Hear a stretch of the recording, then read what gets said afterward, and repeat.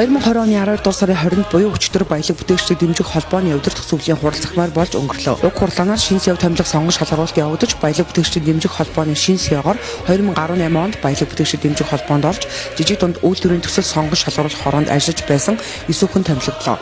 Түүний зүгээс холбооны ажлыг өнөөдрөөс эхлэн аль биесээр хүлээж аваад байна. Холбоо 5 дахь жилээ үдэж байна. 6 дахь жилдээ бид 6 дахь шаагаар томилж байгааг баяртай байна. Холбооны шааны хувьд ярихад бол урд жилүүдэд одоо шааг бол 1 жилээр томилдог.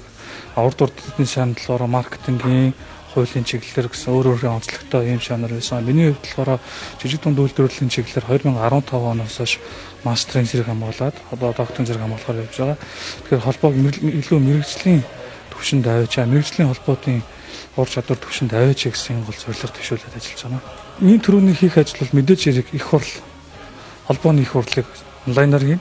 Мөн дээрэс нь цаг үеийн нөхцөл байдал дэлхийд гарсан цаг үеийн нөхцөл байдалтайгаа тохируулаад холбооныхоо гишүүдтэй дижитал шилжилт гэдэг юу юм бэ? Өв-төвөө маркетинг, менежмент яаж хэрхэн хэрэгжүүлэх юм бэ гэдэг талаар хамгийн түрүүний ажил болохоор зорж байна. Баялаг бүтээгчтэй холбооны ерөнхийлөгч маань онцгой комиссийн дэрэгдэх комиссид ажиллаж байна. Одоо баялаг бүтээгчтэйхэн дэмжих холбоо 2020 оны 12 дугаар сард Zoom-ээр 21 аймагтайгаа холбогдож санал бодлого солилцож тэмдээсээ гарсан санал бодлоодоо онцгой комисс засгийн газарт хөрвүүлэхээр ажиллаж байгаа.